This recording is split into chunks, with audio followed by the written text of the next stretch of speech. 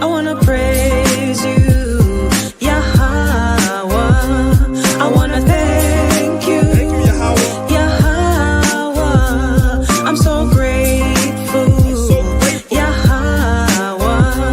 I wanna thank you, Yahweh. For the promises. Life is a blessing and life is a lesson. Life is a setback and life is progression. Life is uneasy at times, life is comfortable. Life will lift you up and at times, life will humble you. Life is a gift, you better thank the Lord for it. Every chance you get, someone is less fortunate. Life goes in circles, life throws you curveballs. Life can be deceiving like preachers in the church halls. Life isn't promised. If I could be honest, the fact that I'm alive, that time has me astonished. Cause I came from the underground, being tossed around, being lost and found. Now they adore the sound of the priest, far from a nuance. Verses are proverbs, written's are the new songs. Another song for the blocks and the avenues. Everything is plain, I don't speak to them in parables. I wanna praise you, Yahweh. I wanna praise you. I wanna thank you, Yahweh.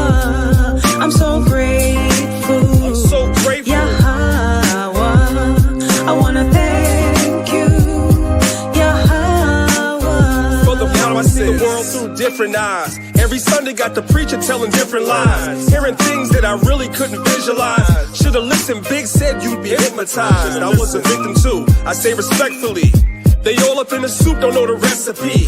Talking about I'm not who I was bred to be. Count me out, man, who made you the referee? Trying to get stripes, trying to cloud chase. At 19, I made an about face. Thanks to Christ, it's also about grace. And they lied when they said it ain't about race. But that's another song, I ain't the first to tell you. Woke up on a deeper and a surface level. Learned the laws and the Lord's changed my attitude. And this song is to show you how a gratitude. I'm so grateful. I wanna praise you, Yahweh. I wanna thank you, Yahweh. I'm so grateful, We're so Yahweh. I wanna thank you, Yahweh. Now let it ride. I wanna praise you, I wanna thank you.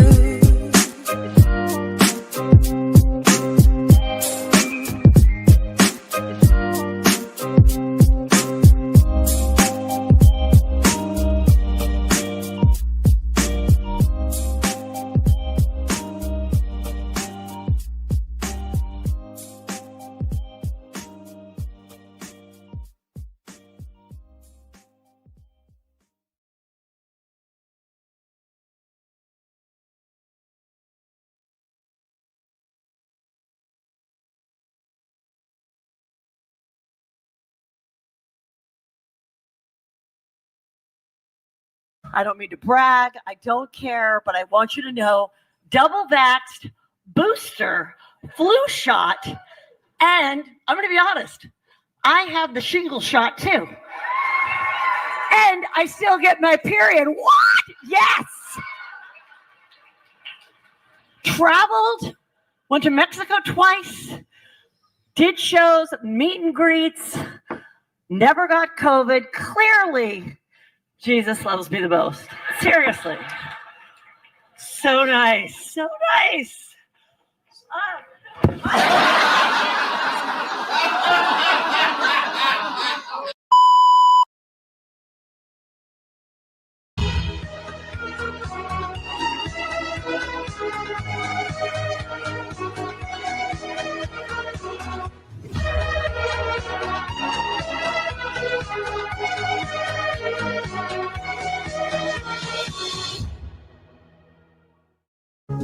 So this is the ship they say is unsinkable. It is unsinkable. God himself could not sink this ship.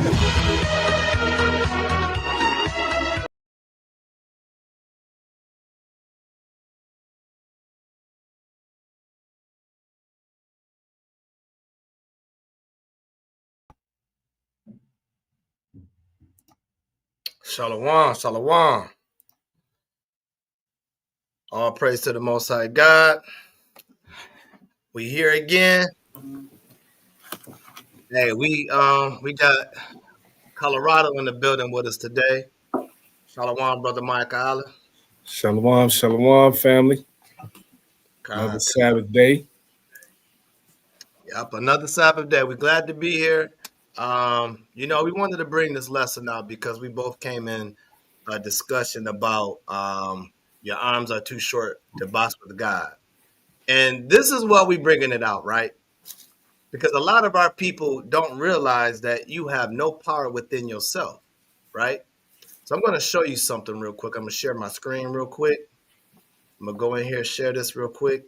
And I'm going to describe this picture that put together. All right, so in this picture, right, you see a scrawny black man, right? It may look funny or whatever, right? But it's a symbolization of how we are broken and we starve and we are not hungry for the Most High when we're supposed to be hungry. So when we're not hungry for the Most High or thirsty for the Most High, we become scrawny and weak. And life destroys us, right? And who's behind life? The Most High. So when you see the background of the audience, guess who it is? Esau. While we are performing and doing what they want us to do, they want us to be their gladiator instead of the Most High's gladiators. So when we're in the ring in this world, instead of fighting for our people and fighting for our God, we allow them to control our minds and God destroys us. And the American flag shorts is a representation of this class is not just about only Israel. This class is about all nations. God put his hands on all nations, not just Israel, right? It's not just Israel. Yeah, Israel's the main topic because y'all Negroes in the world do not want to follow God's commandments. And you want to go and do whatever you want and choose what you want to do. And this is why God be knocking y'all out. So when we see this, we see that this is a symbolic of us being weak as a nation, but we always quick ready to fight. But we have no strength and we don't know who we fighting. We constantly fighting ourselves and we constantly fighting God. You got anything, brother?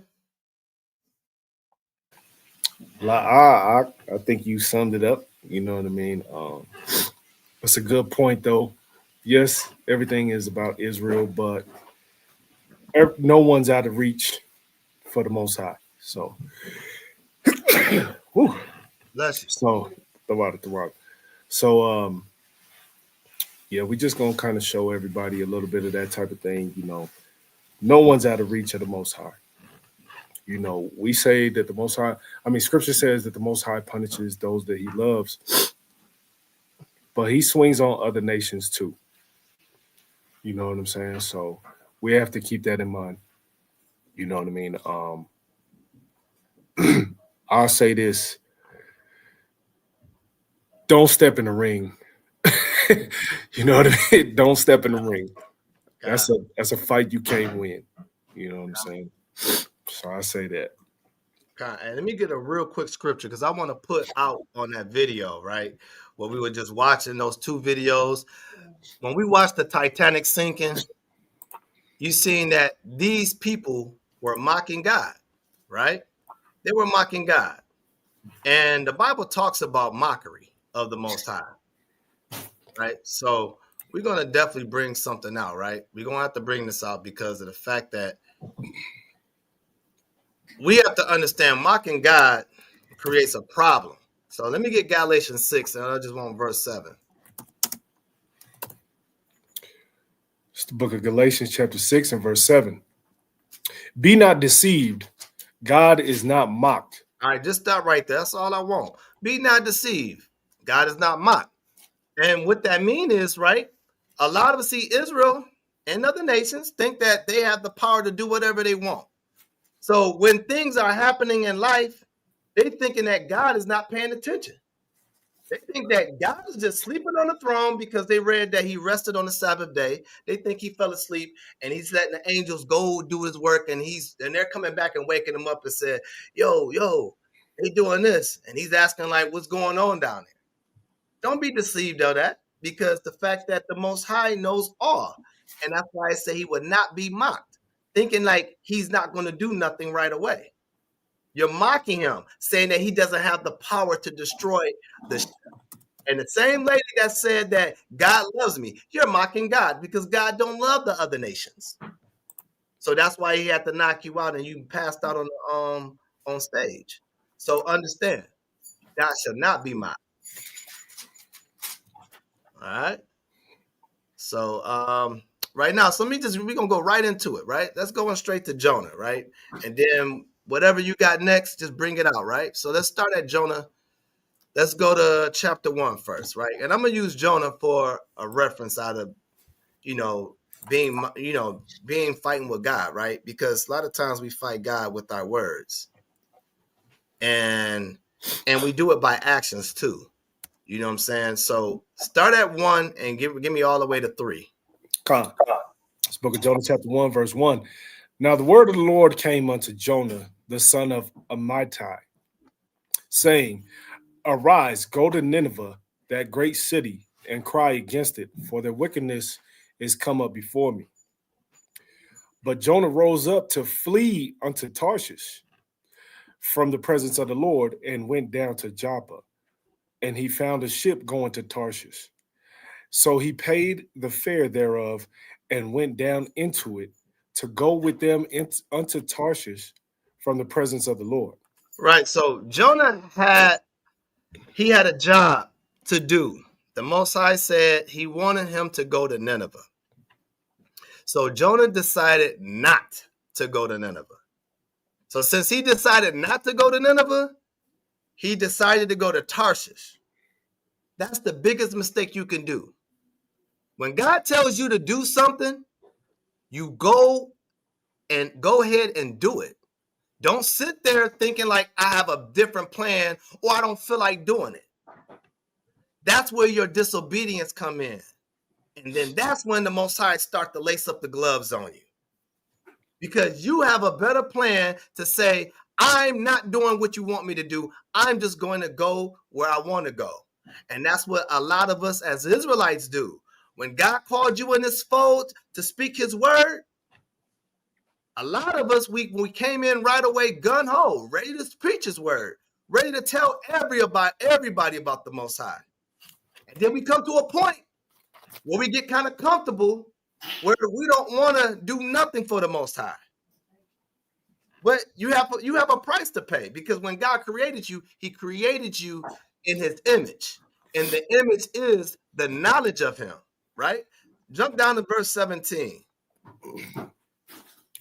Verse 17. Now the Lord had prepared a great fish to swallow up Jonah. And Jonah was in the belly of the fish 3 days and 3 nights. All right, so I got a precept for you too. Come. So Jonah's in the belly for 3 days and 3 nights. But we're going to take it a little bit different, right? He's in the belly of a fish, but we're going to take it in a perspective, right? We're not going to look at a fish swallow them up, right? I'm not saying everybody should agree with me on this breakdown, but this is how I'm going to make it to reality, right? So a great fish swallowed him up. Well, let's think about the smartness of a fish, right? A big whale swallowed him up. He's in the belly of a whale.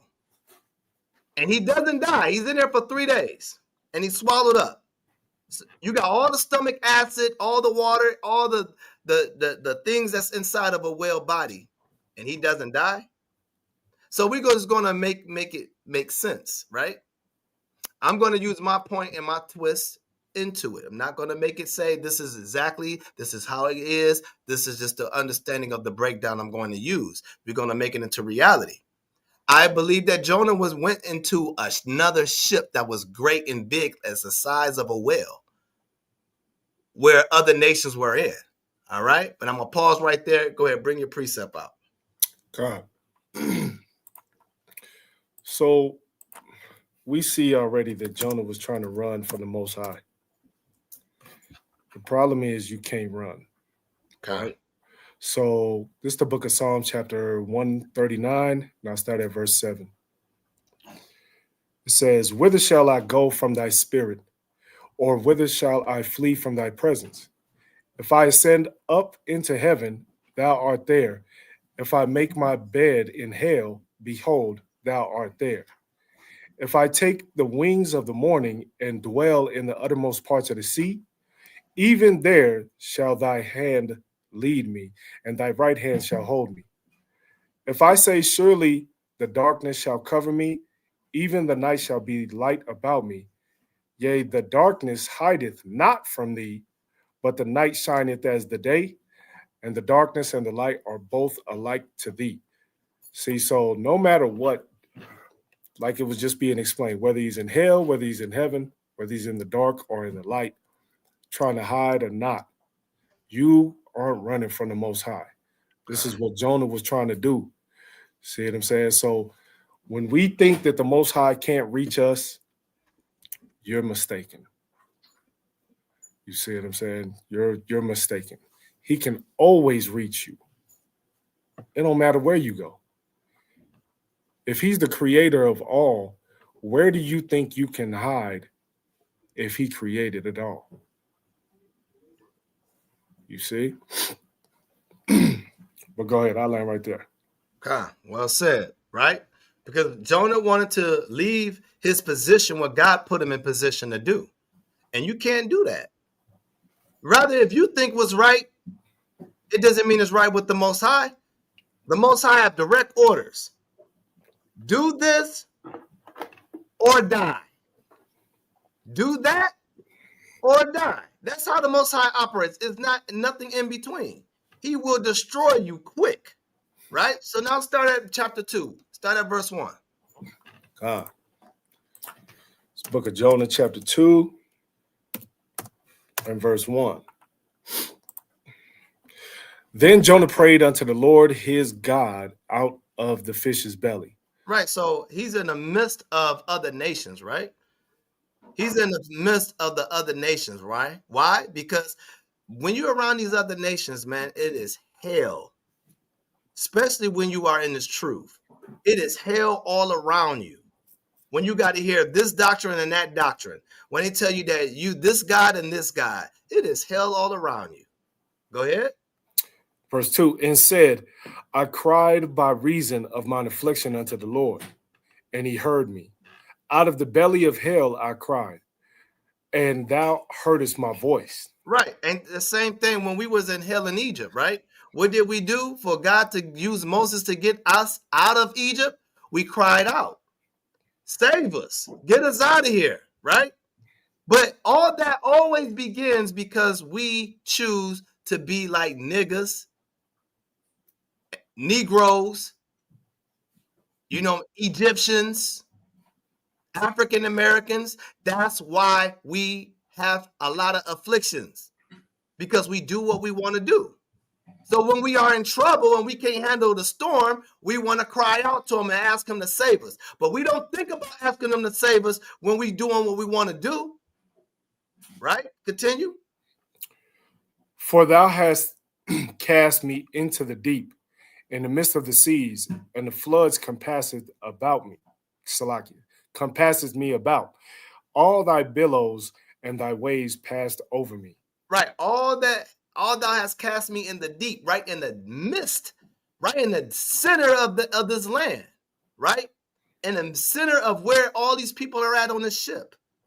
In the midst of the seas, right? Because the seas is also a representation of people, like an army full of people. And the floods compassed me about. We look at what's always compassed us about. Religion, doctrines. That's what's compassed us about right now in today's day. All thy billows and thy waves passed over me, right? All their laws and their statutes, right? All their ways. That's what passed over us, right? Go ahead.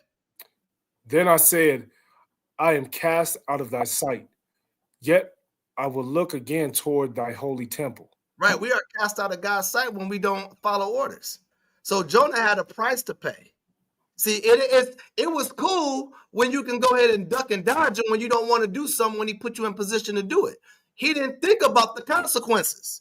That's what's wrong with us. We don't think about the consequences. We think about what we feel, what we want to do. So therefore, God has to cast you out of his sight, and then you have to come to him. He make it to a point where, hey, you keep on acting like this, I'm going to punch you in your mouth. Here you go. Here you go. I got one for you. God. So this is the book of Ecclesiastes, chapter 8, verse 11. Because sentence against an evil work is not executed speedily, therefore the heart of the sons of men is fully set in them to do evil. A lot of our people, I say this all the time, a lot of our people do whatever they do because the Most High is not right in their face, or because your punishment doesn't happen right away. You know what I'm saying? So our people get comfortable. Our people get comfortable because the punishment doesn't happen right away. That doesn't mean you ain't going to get a punishment. You see what I'm saying? It doesn't mean you're not going to get a punishment. You're still going to get it. Everyone has to answer for their works. So you're still going to get it, whether it's now or later. Hey, I say this too. When you remember what the scripture said in Sirach 2:1, when you come in this truth, prepare thyself for temptation. What you're doing, if you realize, you're telling God right now that, hey, I want to serve you and I want my whoopings right now on earth. Because you don't want to wait to get your whooping on the day of judgment day. If you go wait to the day of judgment day to get your whooping, it's a wrap for you. That's a beat down that even Yahushua can't stop. You can't get that whooping back. Right now, these are the licks from our old past. These are the licks that when we do fall short in this truth, because guess what? God don't remember our sins anymore when we come in this truth. But he do remember what we are at right now, the way we walk. Those are the remembrance he's using. So rather you don't want to do nothing in this truth and you want to walk around not doing anything and just twiddling with your fingers and just sitting there waiting with fake faith, saying that I'm just going to wait till God come and get me and then I'm going to be active. It's a wrap. It's a wrap. So that's what Jonah wanted to do. I'm going to wait until I'm ready to go to Nineveh to talk to the people because I don't want to go there. I want to go to Tarshish. I want to do my own thing. But God's like, bring your narrow butt over here because you're going to do what I tell you to do and you lucky I ain't kill you. That's a blessing that he didn't get killed. All right, go ahead. I was going to say, I'm not going to pull the precept, but it happened to Ezekiel, right? The Most High killed Ezekiel's wife as an example. You know what I'm saying? And told Ezekiel, don't mourn for her. Don't cry for her. Get up, do what I told you to do, and tell the people that I did this because it can happen to them.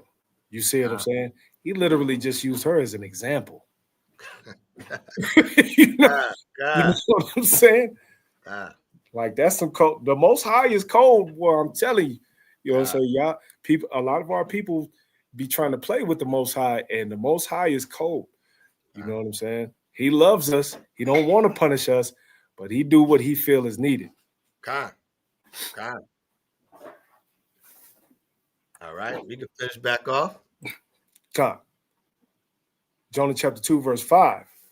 The waters compassed about me, even to thy soul. The depths closed around me round about. The weeds were wrapped about my head. Right. So the waters, right? Their knowledge has compassed him about them, right? All their talk and all that stuff, because, you know, when you're around brothers that's not in the truth or sisters not in the truth, it irks you. Like, oh, my goodness, this is so annoying. You know what I'm saying? So their knowledge that walks around about them, it irks his soul. And then when you look at the weeds, right? What is the parable of the weeds, the tares and the chaff and the weeds? What is it? The tares and the wheat and the tares? The weeds and the tares, the weeds and the tares, right? You know what I'm saying? These weeds, what do? They wrap around your neck and they choke the life out of you, right? That's what these people are. They wrap around in your neck and they choke the life out of you. And you be like, ugh. That's what they do around a plant. That's why you can't have weeds around a live plant, because it won't be able to grow properly. It will kill it.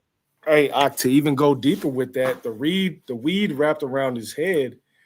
So you know that Jonah is a prophecy of Yahushua, right? God. So him being in the belly of the fish 3 days, 3 nights, Yahushua was in the belly of the earth 3 days, 3 nights. God. That weed that's wrapped around Jonah's head, what did they put on Yahushua's head? A crown of thorns. God. You know what I'm saying? So like Michael is saying, it's something that's like choking, you know what I'm saying? Because the crown of thorns on Yahushua, that wasn't pleasant. God. You know what I'm saying? God. So it's the same way that Jonah's describing this. You know what I'm saying? God. All right. Con, keep going. Yep. All right. Verse 6. I went down to the bottoms of the mountains. The earth with her bars was about me forever.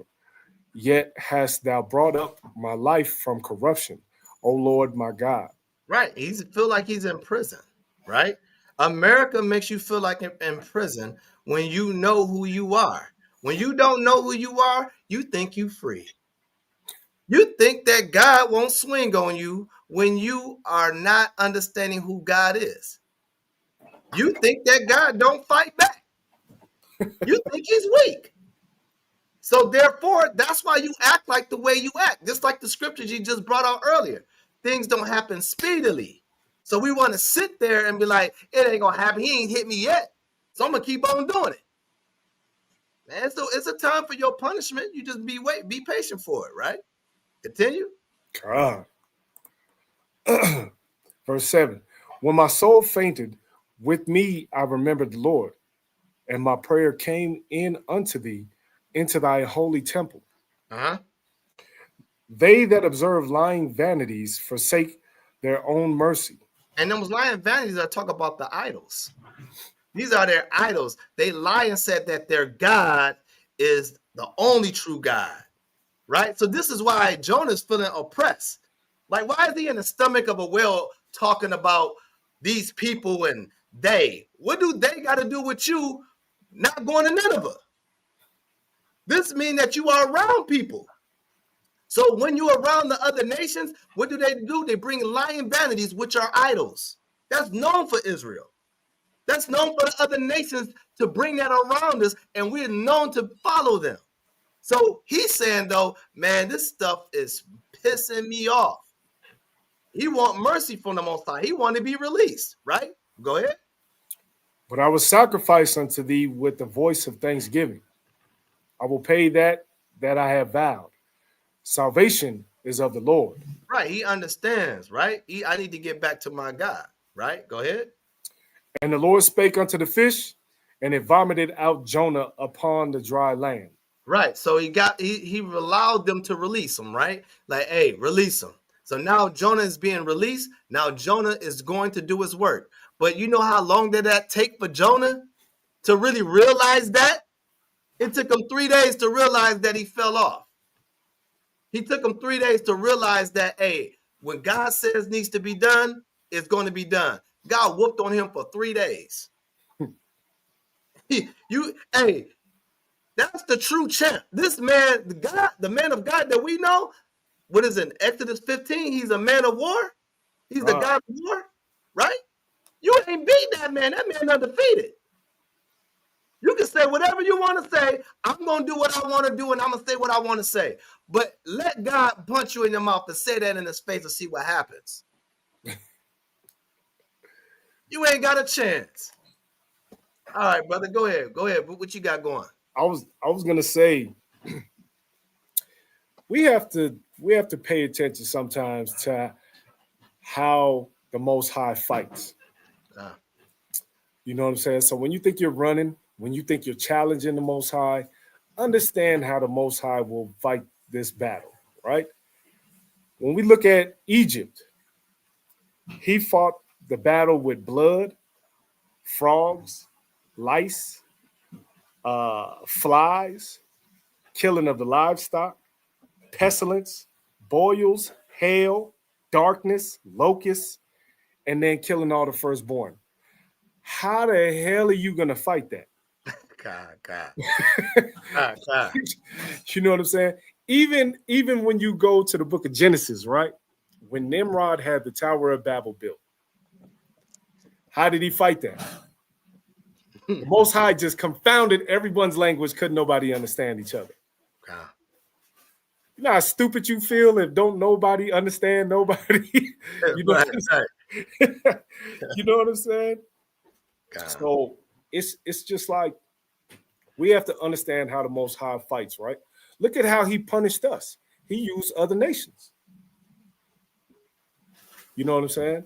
He used other nations. We went into the transatlantic slave trade, you know what I'm saying? So on and so forth, right? We went into multiple captivities. No one is thinking in their mind like this is the Most High swinging on us. You see what I'm saying? We're just like, oh man, we messed up. Now we're back in captivity. You in a fight sometimes with the Most High and don't even know you in the ring. God. You know what I'm saying? And like, Hey, go ahead. Salaki, go ahead. I was gonna say when you get done, let me bring this video out to show what you said. How can you fight that? Yeah, you can bring it out now. It's all right. Okay, come on. Let me get this started over, and then I'm gonna just let it play out. But you continue talking. I'm gonna wait till I get it going and everything. Okay, come. So let me see. Let me go right here, right? I'm gonna pull my hold on. I'm gonna take your Bible off and I'm gonna put mine up, all right? Come. Okay, there we go. Let's go to the book of 2 Samuel and 24. All right, I'll read it for you. Verse 15. This is the book of 2 Samuel, chapter 24 and verse 15. And it says, and David said unto Salakia, so the Lord sent a pestilence upon Israel from the morning, even to the time appointed. And there died of the people from Dan, even to Beersheba, 70,000 men. 70,000 men died of the people of Dan from pestilence. You see what I'm saying? So in the Hebrew, pestilence is a plague, right? Disease or, you know what I mean, some sort of plague. How, and this is what I was saying, how do you fight that? You see what I'm saying? How do you fight? What is going on? All right. How do you fight a plague? You know what I mean? If you get a cold, you know what I'm saying? Everybody takes medicine and all types of stuff or whatever. You know what I mean? But you wasn't able to prevent the cold in the first place. God. You see what I'm saying? So you can't fight how the Most High fights. God. You know what I mean? That's like a person who is who's a white belt in karate, right? They just their first day of karate class, and then he go fight Bruce Lee. You know what I'm saying? That's just it's a battle you can't win. God. He got certain skills and certain ways to beat you that you can't even fathom. You see what I'm saying? Let's get Zechariah 14 and 12.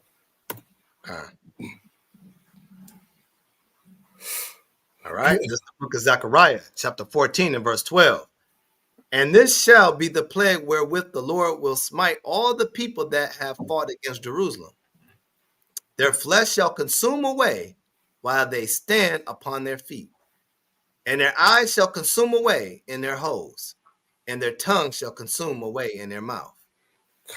You see how that works? You know what I'm saying? Your eyes, your flesh will consume away. And when you go into the Hebrew on that consuming away, it's to decay or rot. So your skin and your eyes is going to rot while you standing on your feet. Like I said, there's no way you can fight this. You know what I'm saying? Everyone who tries to challenge the Most High loses. It don't matter who you are. You know, like we said, yes, it comes to Israel first because we are the ones that's chosen, but he swings on them other nations too. You know what I mean? You got your video ready, Yak? Come. Go ahead. You're gonna have to move your screen, and I'm gonna share mine now. Yep, I got it. Go ahead. All right, Con. Do you see my screen? All right, so hold on 1 second. Let me get it. All right, it should come on in a second now. You see it now? Con. All right, Con. So, like you said, brother, you said they brought pestilence and all that, right? That's what the Most High brought, right? Storms and all these things, man. These are natural disasters from the Most High. How can you stop these disasters, right? Because the first time we hear a siren, when it's whatever city, country we are in, or state, we hear a siren, we're nervous. Don't let the Most High make the clouds get dark and you hear a siren. You know it's a good chance that he about to drop that tornado thing down. And then when he drop it down, depending on where area you at, like in those tornado valleys like Kansas, Oklahoma, you know what I'm saying? All those states where Tornado Alley at, Texas, and Dallas, Texas. When he swing them things out, man, them things get powerful. F4s, F5s, and there's no running from that. Those things can go 2 miles wide, and you can't stop that. So how do you get away from that? You better hope the Most High have mercy on you. So let me continue playing these things. Con, what we say the other day, like Arizona, they be having sandstorms. Con. You're not running from that. Con. Hey, a lot of, because see, our people don't know what a sandstorm is like. See, they may think of it like it's just a bunch of dust, you know, just flying. Just imagine you been in that. Like, you ever been in where the wind is blowing real heavy and it's just a small storm and that dust start flying and hitting your eye, you can't see nothing? Like, man, that sandstorm ain't no joke. It's no joke. You got to use the smallest things on the earth and make it as powerful to destroy and kill buildings and people. You can't beat that, man. People be in the hospital with sandstorms. By the end of this video for awesome luck. Sinkhole. What are you going to do with that? If you sit in your car and you just do it and God decide to put your car in a sinkhole, well, how you getting out of that? Like, you ain't even see that coming. Why? Because like you said earlier, bro, you said you don't even know you in the ring when you don't even realize you are in the ring with the Most High. All right, let me continue it. Landslide. Everybody running. Flash flood. Tsunami.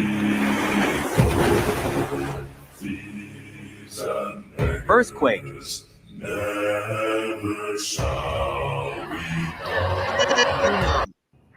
I don't want no parts of that. None. Hey, get in the ring with a flood and swing on it and see if you win. God. Right. What do you do with that? Right. What do you do with that? Like, what are you running to? The flood is faster than you. Like, man, let's keep it a buck, man. So that's why our people need to see this, because they think this is not God. They just think this is Mother Earth. Man, this is the Most High. Ain't no Mother Earth. This the Most High. All right, go ahead. Go ahead. What you was gonna bring? I'll bring the blue letter back out. Now, tell me where you need me to go. Okay, let's go. So we're saying that the Most High will swing on Israel, not only Israel but other nations as well. Right. Let's go to Matthew 5:45 first. All right.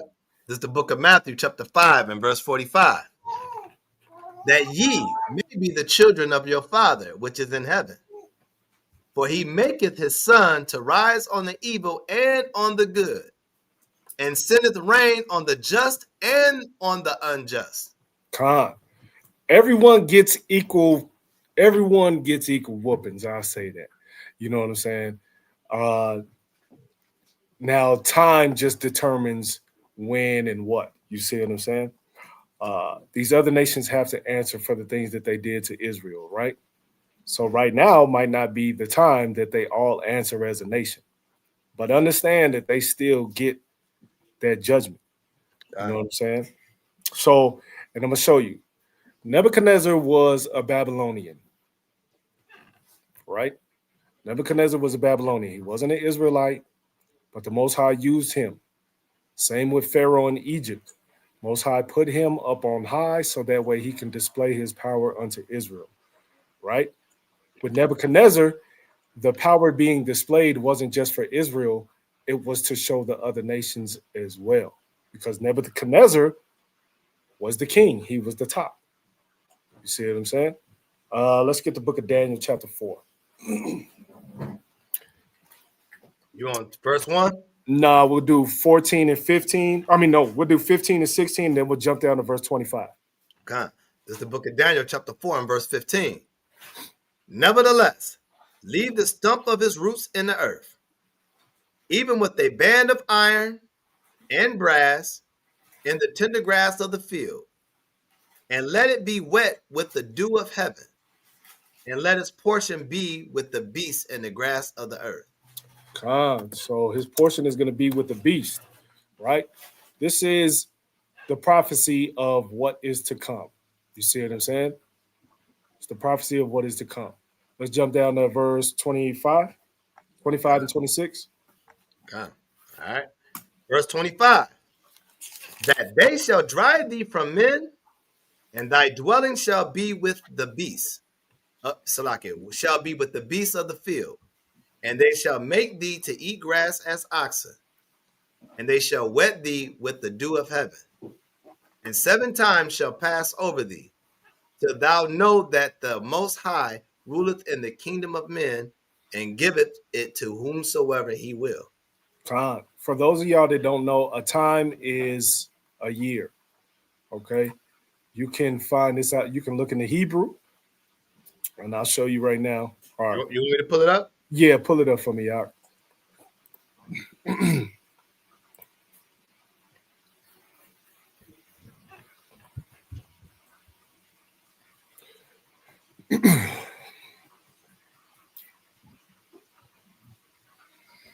Rocket's thing moving on slow on here.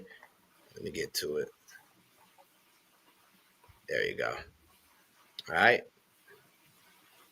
So for those that don't know, like I said, a time is equal to a year. All right. You can also see this in the book of Genesis during the flood and so on and so forth. You know what I'm saying? You can see what a time is. It'll kind of count it for you. You know what I mean? So the prophecy is that Nebuchadnezzar will be in the field 7 times. So for 7 years. All right. Go ahead. Keep going. Verse 26. All right, Con. Let me get back in there, Salakia. All right. What was it? What chapter was it again? 4. Daniel 4. Daniel 4, Con. 4 and 26, right? Yep. All right, Con. All right. Verse 26. And whereas they commanded to leave the stump of the tree roots, thy kingdom shall be sure unto thee. After that thou shalt have known that the heavens do rule. See, so the Most High is going to use Nebuchadnezzar to show Nebuchadnezzar he's not the one in power. See what I'm saying? That it comes from the Most High. Even though he's not an Israelite, the Most High can use whoever he wants, however he wants. You see what I'm saying? So he's just going to show Nebuchadnezzar that he's the one in power. All right. Let's drop down to 30. All right, verse 30. The king spake and said, is not this great Babylon that I have built for the house of the kingdom by the might of my power and for the honor of my majesty. See, Nebuchadnezzar got high-minded. He feel like since he the one in power, it's all on him. You see what I'm saying? It's all on him. And this is how other nations think as well. You know what I'm saying? Other nations feel like they're the ones doing it. They're not really realizing the Most High is putting them in this position for a reason. You see what I'm saying? It's for a reason. Because even then, Daniel was high in power in Babylon. You see what I'm saying? Daniel had power in Babylon. We were just in captivity. So we're under Nebuchadnezzar's regime, but he ain't put himself there. The Most High using him for a reason. You see? Go ahead. All right. Verse 31. While the word was in the king's mouth, there fell a voice from heaven, saying, O King Nebuchadnezzar, to thee it is spoken, the kingdom is departed from thee. Go ahead. And they shall drive thee from men, and thy dwelling shall be with the beasts of the field. They shall make thee to eat grass as oxen, and 7 times shall pass over thee, until thou know that the Most High ruleth in the kingdom of men, and giveth it to whomsoever he will. Okay, keep going. You know what? No, I'm not going to have you read the whole thing. Let's drop down to verse 37. All right, verse 37. Now I, Nebuchadnezzar, praise and extol and honor the King of heaven, all whose works are true, and his ways judgment, and those that walk in pride he is able to abase. See, so those that walk in pride he's able to abase. If you think that you're up here, the Most High will knock you down. You see what I'm saying? So what Nebuchadnezzar didn't realize, he stepped in the ring with the Most High when he got all prideful and boastful about himself. You see what I'm saying? He stepped in the ring, and the Most High laid him out. You know what I'm saying? And you know, I say this all the time as well, and y'all probably heard me say this before. If you become reprobate or have strong delusions, you do not know. That is something the Most High puts on you, and you won't know it. So you think that the Most High, you think that Nebuchadnezzar was out there eating grass and he just knew he was cool with it? Nah. It said in verse 30, no. Verse 32, it says, until thou know that the Most High ruleth in the kingdom of men. See what I'm saying? So the punishment was for him to be out in the field for 7 years, and then he would find out that it really falls on the Most High, not him. See? So let's bring another thing on Babylon. Let's go to Isaiah 14.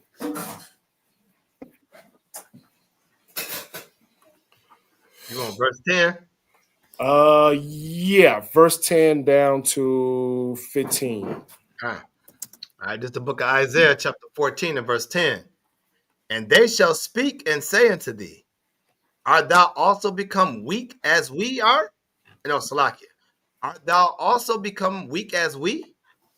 Art thou become like unto us? See, everyone's going to see Babylon get knocked down. In the time of Nebuchadnezzar,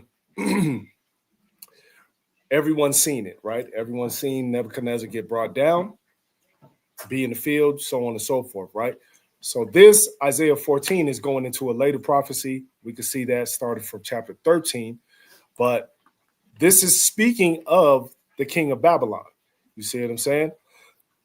And everyone's going to see king of Babylon or the daughter of Babylon, however you want to put it, get knocked down. You see what I'm saying? And who's going to knock it down? The Most High. Let's go. All right. Verse 11. Thy pomp is brought down to the grave, and the noise of thy vows. The worm is spread under thee, and the worms cover thee. How art thou fallen from heaven, O Lucifer, son of the morning? How art thou cut down to the ground, which didst weaken the nations? See, so how art thou fallen from heaven? It's not talking about what Christianity be thinking, like there's a dragon that gets cast out from heaven because he went to war with God in heaven. It's not talking about that. You see what I'm saying? And old Lucifer is the morning star, right? So it has to do with a power. It has to do with a power. Babylon was very, very powerful. You know what I'm saying? Babylon was very powerful, but it's going to be knocked down in front of everyone. And the question is, how did you get cut down? You're the one who weakened the nations. So we could say this for right now, right? We could say America. America weakens other nations and everything, right? But America's going to get knocked down. You see what I'm saying? Go ahead. All right, verse 13. For thou hast said in thy heart, I will ascend into heaven. I will exalt my throne above the stars of Yahweh. I will sit also upon the mount of the congregation in the sides of the north. I will ascend above the heights of the clouds. I will be like the Most High. See, this is the problem.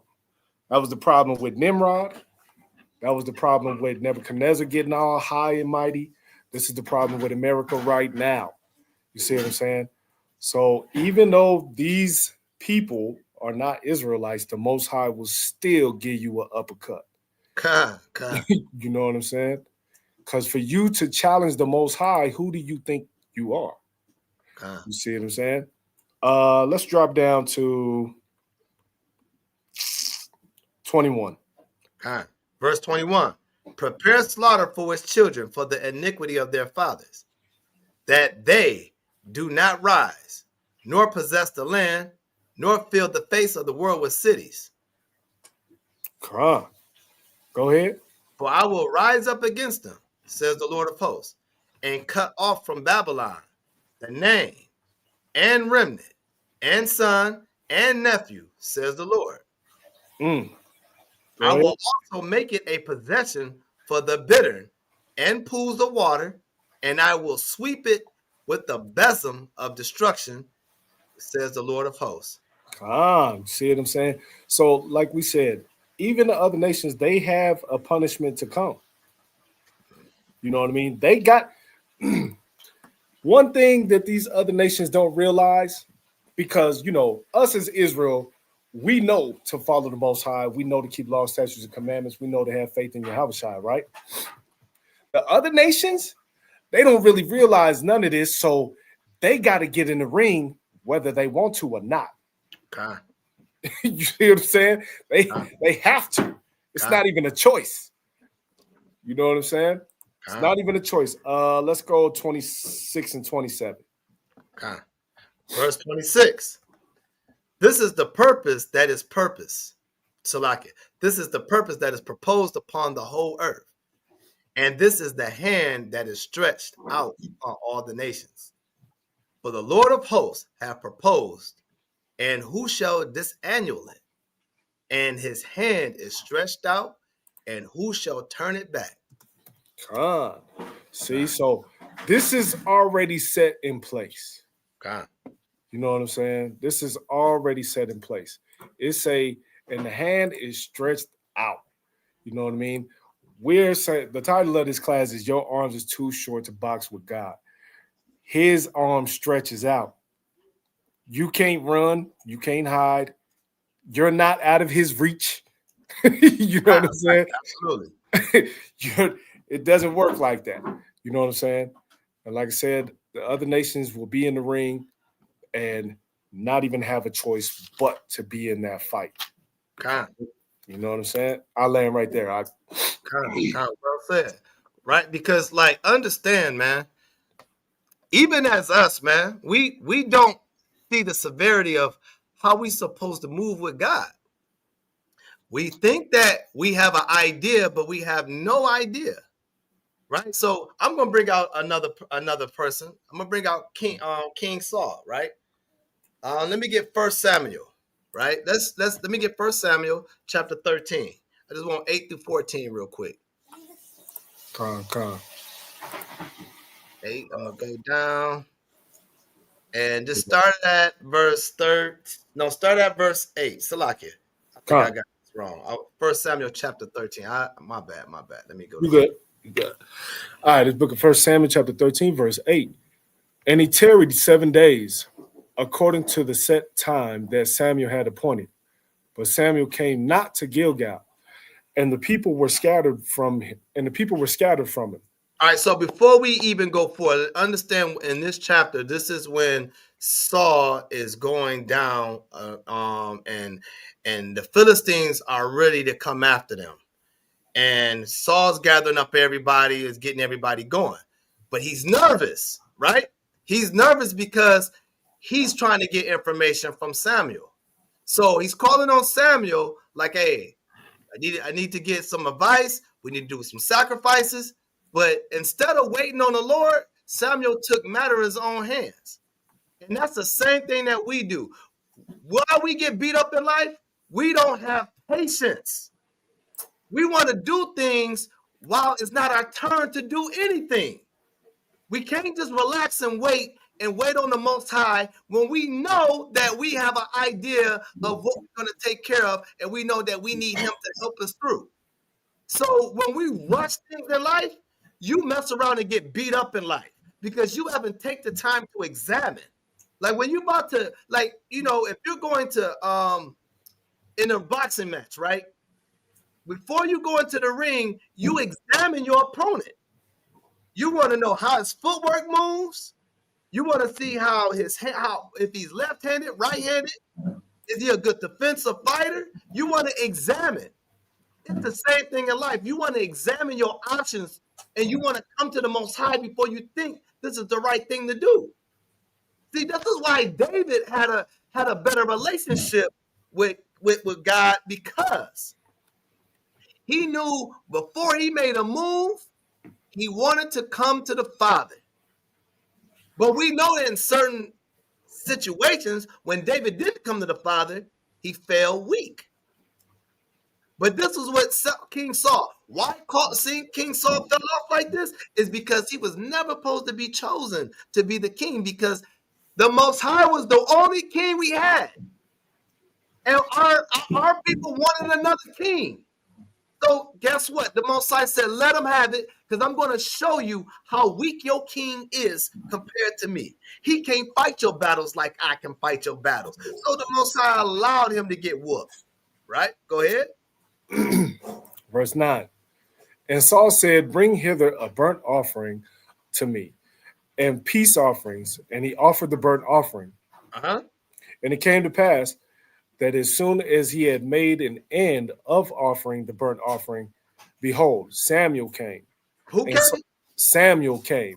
Right, because if he would have waited, then the offering would have been done properly. And we're going to show you why the offering wasn't done properly. Continue. And Saul went out to meet him, that he might salute him. And Samuel said, what hast thou done? And Saul said, because I saw that the people were scattered from me, and that thou camest not within the days appointed, and that the Philistines gathered themselves together at Michmash. So understand, as you a king, you're not supposed to be a people pleaser. Right. That's what Saul was doing. He wanted to please the people because he wanted people to like him. Understand, rather if you a captain, sergeant, chief, officer, you have to understand everybody's not going to like you. Why? Because they don't like the position you in. And then they don't trust your authority. That's what Saul was trying to do. I want people to trust my authority. So I'm going to do things that's not a part of my authority, and that made them fall. And that's what Israel do. We want to get in everybody's business and try to tell people what to do. And it ain't even your place. You want to tell sisters, like when it comes to the sisters, you want to tell sisters how she should cook her food. This is what you should do. This is how you're supposed to season it up. This is how you're supposed to sew it up. But you don't even sew nothing at all. And you don't even cook nothing at all. That's wrong. Stay in your lane. Right? Because Saul, if he stayed in his lane, knowing that he's the king, he wouldn't care what the people said. He would have said, hey, we about this action. Let's go ahead and do it. Right? Go watch this. Go ahead. Verse 12, right? Yep. Therefore said I, the Philistines will come down now upon me to Gilgal, and I have not made supplication unto the Lord. I forced myself therefore and offered a burnt offering. Watch what Samuel said. Go ahead.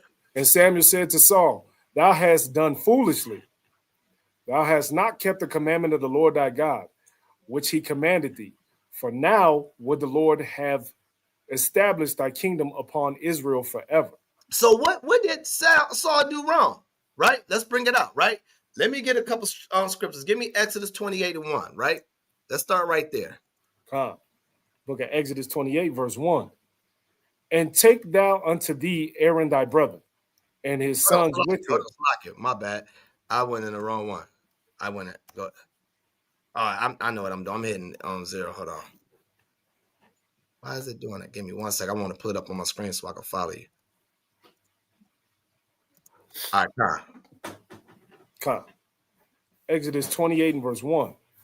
And take thou unto thee Aaron thy brother, and his sons with him, from among the children of Israel, that he may minister unto me in the priest's office, even Aaron, Nadab, Abihu, Eleazar, and Ithamar, Aaron's sons. Right. So Aaron's sons are in the priest's office. Right. So now let's go to 29, verse 1. Exodus So chapter this is what 29, they're verse supposed 1. to do. This is what the priests are supposed to do. Not the king, but the priest. Let's go ahead. Come. And this is the thing that thou shalt do unto them that to hallow them, to minister unto me in the priest's office. Take one young bullock and 2 rams without blemish, Uh-huh. and unleavened bread, and cakes unleavened tempered with oil, and wafers unleavened anointed with oil, of wheaten flour shalt thou make them. And you know what? Just stop right there. All I wanted to show was Samuel, all he had to do was wait for Samuel to do the sacrifice. So, but he chose not to do it. He was in a rush worrying. Oh, the Philistines gonna kill us, and these people don't trust me. Instead of him putting his trust in the Most High, he took advantage of his own self and said, you know what, I'm gonna do it myself. And he failed. See, little small things and details, when you don't work and you don't study what you're supposed to do, you will fall short. So when you think you got it together and you really don't, you will end up like Saul. You rather if you feel like, hey, everybody should listen to me because I got it all figured out. But no, you need to wait on the Most High, because you have to let him guide you and help you direct people if you're going to be in position. You can't take your chest and beat it like everybody should listen to me because I'm have authority over everybody. Rulership don't work like that. It works as a team. Rather, if you may be the head, it's still that you're going to need other people to give you advice so you can listen, right? Let's get back to Samuel 8 and 14 real quick. But I think we are on where he left off. Let's see. No, 13. I'm Salakia. It's 13. Why do I keep saying 8? Salakia. 13. I think we are at is when he called him a fool. So we are at 13. 13. Okay. 13 and 13. 13 and 13. And Samuel said to Saul, thou hast done foolishly. Thou hast not kept the commandment of the Lord thy God, which he commanded thee. For now would the Lord have established thy kingdom upon Israel forever. Uh-huh. But now thy kingdom shall not continue. The Lord hath sought him a man after his own heart. And that's talking about David, right? He's talking about David. Go ahead. And the Lord hath commanded him to be the captain over his people, because thou hast not kept that which the Lord commanded thee. Right. So when you got gifts from the Most High to do things, the Most High can move you out the way and say, you know what, since you don't do everything right and I tell you what to do, I'm going to remove you and bring somebody in front of you. And guess what ended up happening? Jealousy starts happening. And guess who started up that jealousy? The Most High.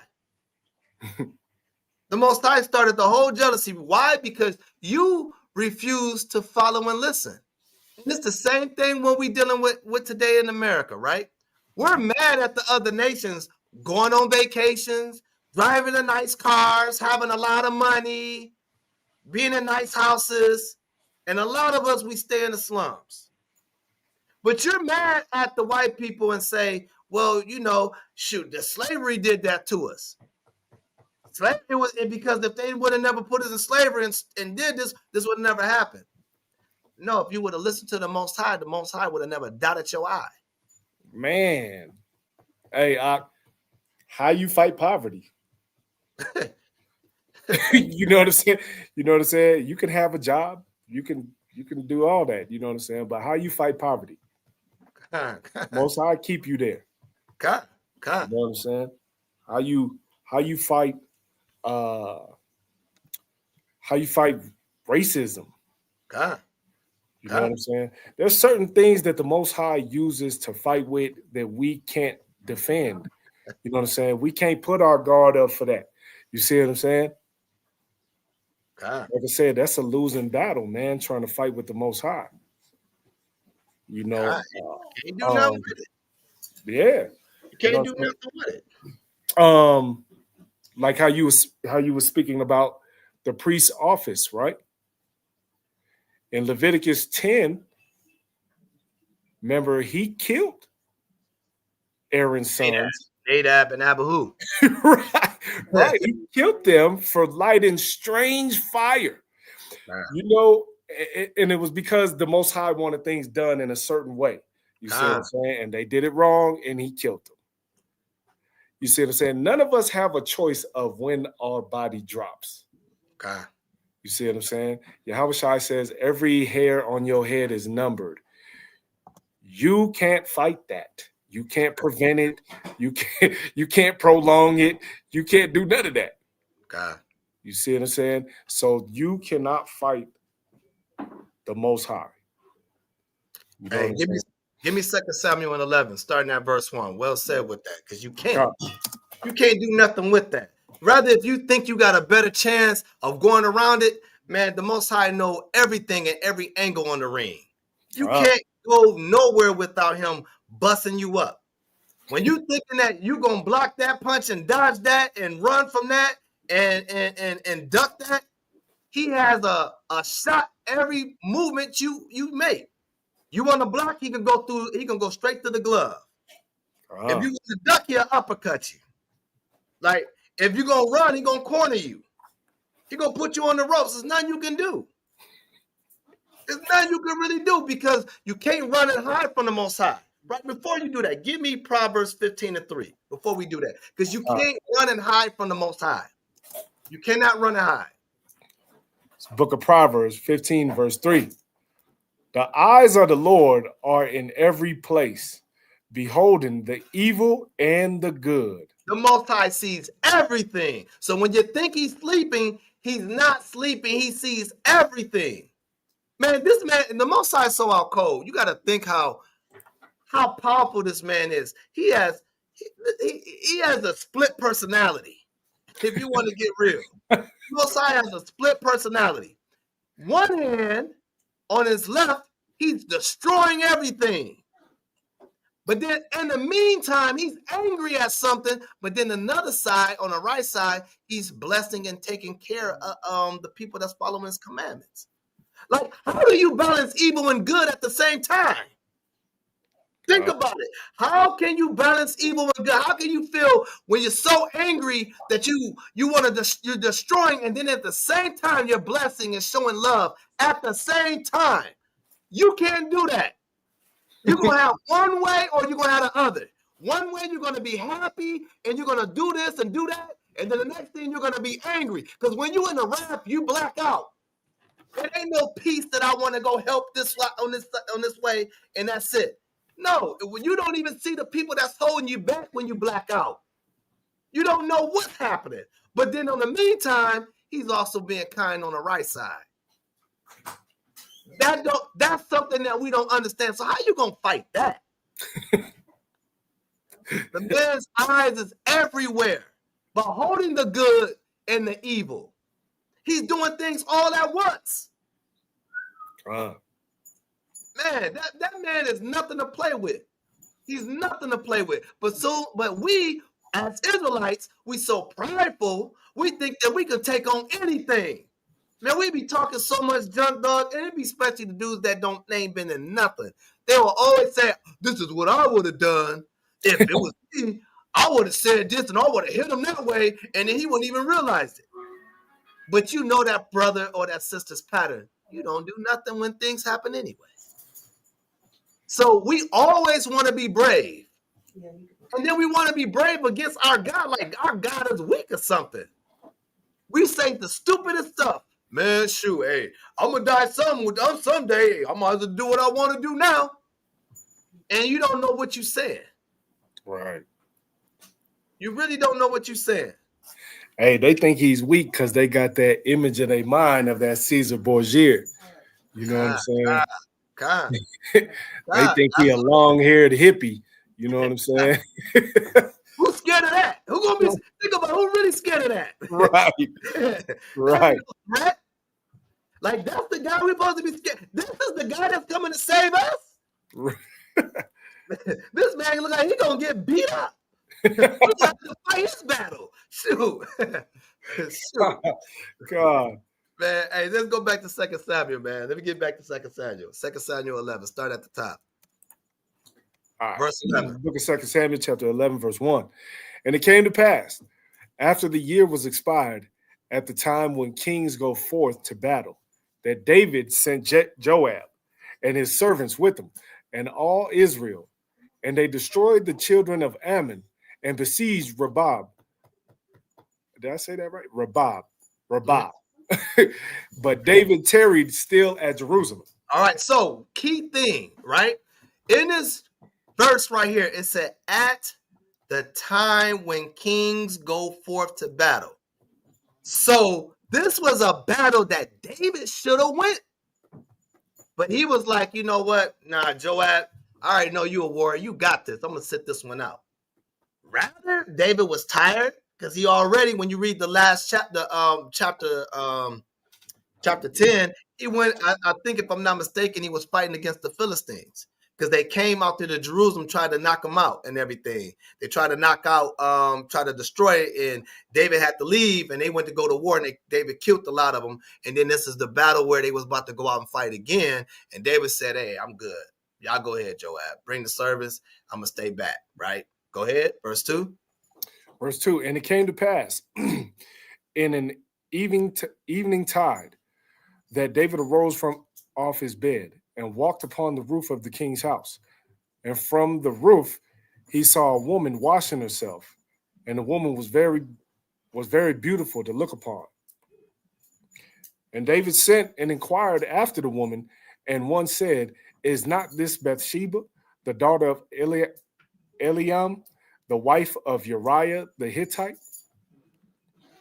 And David sent messengers and took her, and she came in unto him, and he lay with her, for she was purified from her uncleanness, and she returned unto her house. So David took her. He knew that her husband is at war. But see, that was David's problem. He should have went to war. This was at the time when the kings went forth to battle. But see, another thing what beat us up is the idle time. See, the Most High will put a spirit on an idle mind when you open the door to be idle. And that idol will put you in the midst of sin. God will tell people, hey, I need you to go out there and put this word out. Or I need you to go over here and do this and go do that. What we do, like, I'm gonna do it tomorrow. I'm gonna do that one tomorrow, and I'm gonna chill. You know what I'm saying? I'm tired from work. I don't feel like doing it right now. Okay. The Most High put that spirit of idol on you, and you don't want to do nothing, then you start finding yourself in sin. Because if you would have went to war, you would have never have took Uriah's wife. But that's why the scriptures in Deuteronomy says that a king shall not have multiple wives. And what that is going into is that you shouldn't even be having multiple wives of men that was already taken. You don't have to be greedy. You don't have to be greedy. So that's what David did. He took his wife out of greed and power. He didn't have to do that. Why? Because I'm the king. I can do what I want. Who's going to say no to me? And that's the same thing with Israel operate. I'm the man. I'll run these streets. Who going to knock me off this block?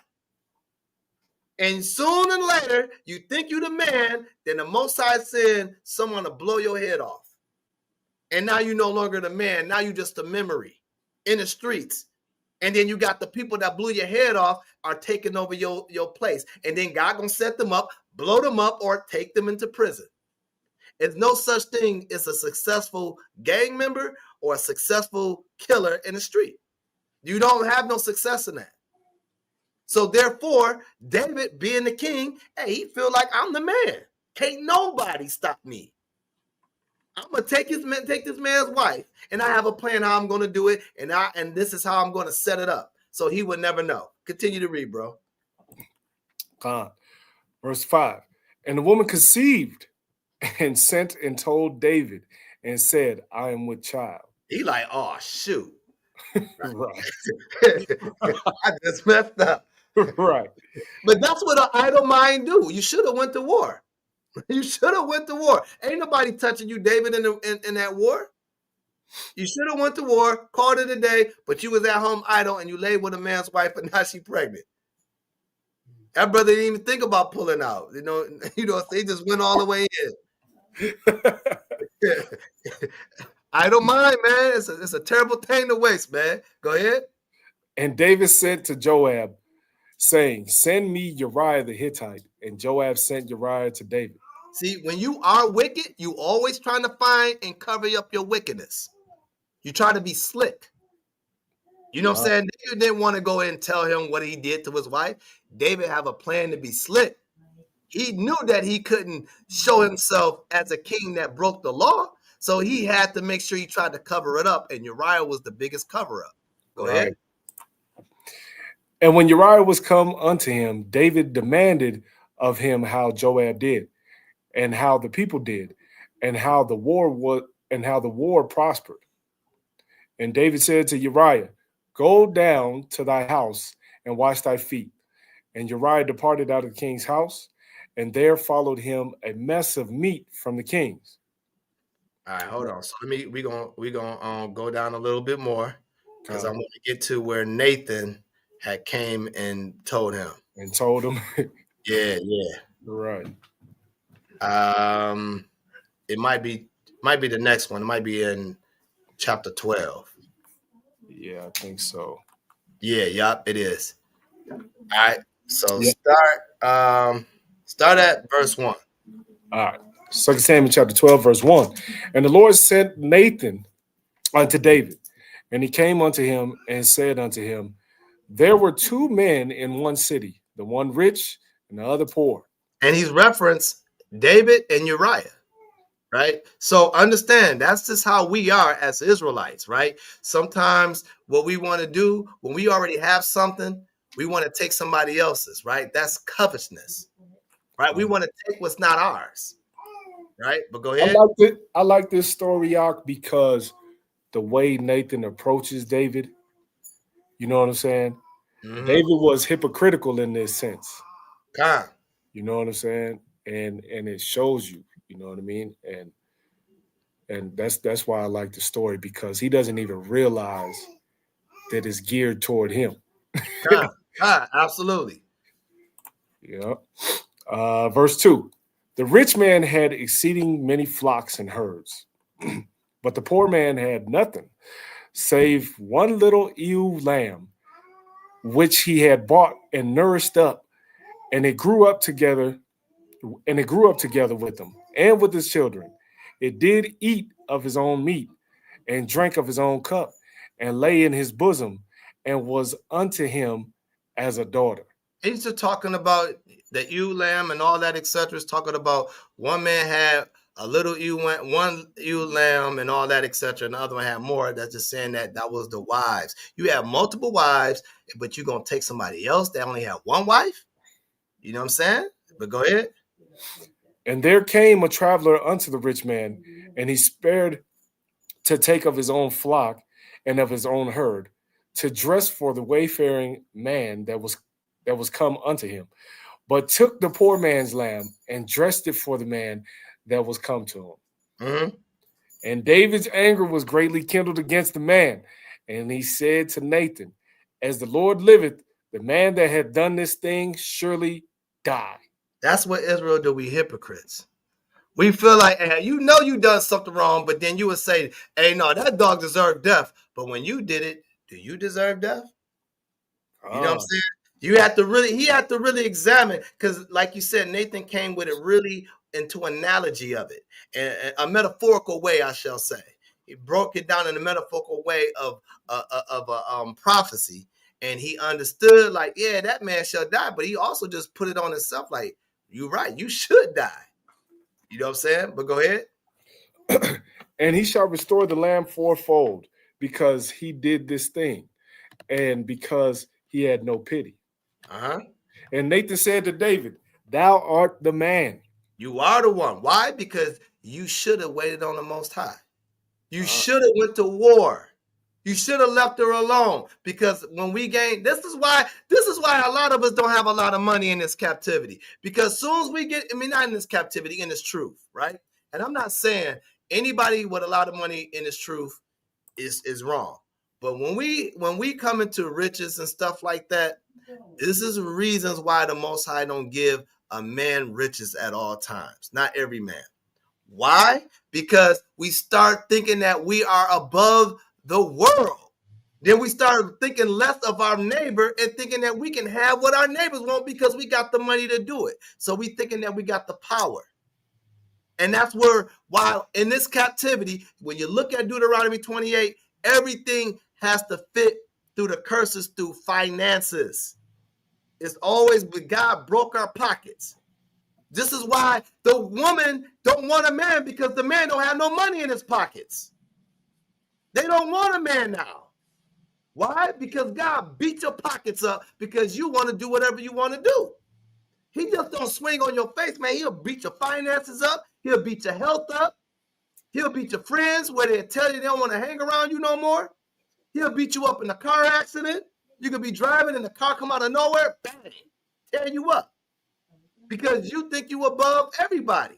All it takes is a little bit of pride, and the Most High will use that to humble you down. And that's what David had to do when he finds out that this is talking about him. He had to humble down. All right, go ahead.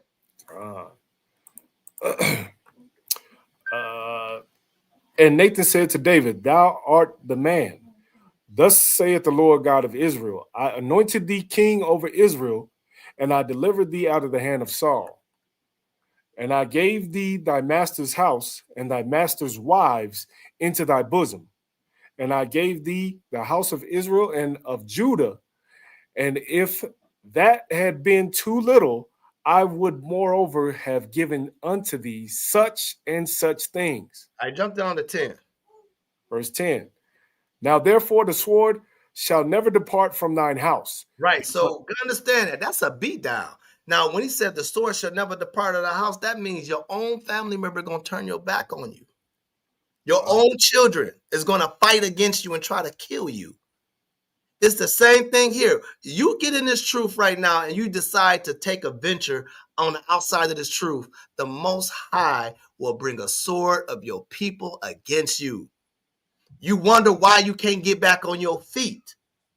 Because you have turned your feet away from the Most High. You start walking in the midst of sin instead of walking in the midst of the truth, and then that's when the Most High start devouring you. You wonder why that you can't get along with everybody like you used to. Why? Because the Most High put a sword in your house. Your wife leaves you, right? Your children hate you, right? The dog barks at you for no apparent reason now. The Most High will turn your dog against you in your own house, man. You know what I'm saying? So you got to understand, man, you can't beat this man. You lose in every angle. I read a little bit of that, and then we'll and whatever you got next, and then we'll go from there. I was gonna say too, you know what's crazy is this is the only sin that was accredited to David. You know what I'm saying? Out of all the things David did, this is the only one that the Most High held against him. Con. You know, that's a code. It's, like I said, the Most High code. He code. God. Verse 11. Thus saith the Lord, behold, I will raise up evil against thee out of thine own house, and I will take thy wives before thine eyes, and give them unto thy neighbor, and he shall lie with thy wives in the sight of his son. Right, and that's just talk about what his son did, took one of his wives and laid with her in the open. Right, that's what he did, right? You see, you don't he made sure that David felt how Uriah would have felt if Uriah was alive. So therefore, the sacrifice still came through of death, because anything that you kill another man, death is supposed to be the judgment back on that person. But instead, David being the sacrifice of death, God used the baby for the sacrifice of death. Come.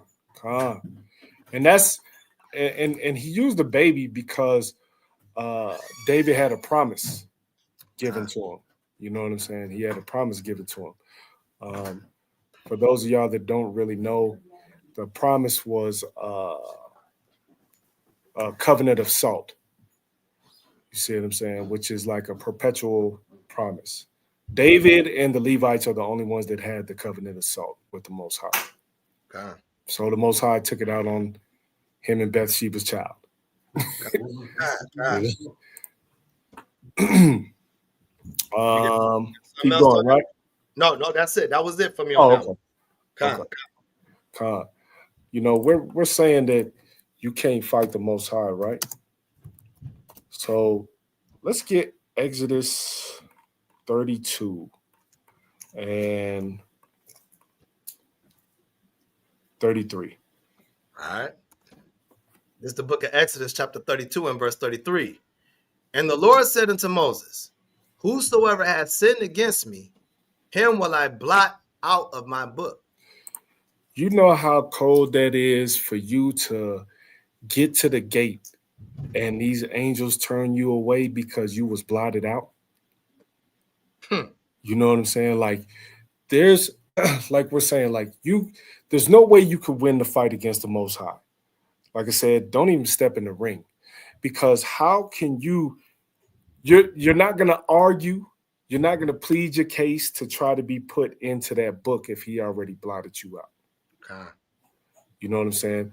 A lot of things that me and Sarge is bringing out, you cannot fight against. You know what I'm saying? You can't. You're going an uphill battle, carrying things on your back, plus pushing a wheelbarrow. You know what I'm saying? With chains on your feet, like there's no winning this. You know, there's no winning this at all. You know what I mean?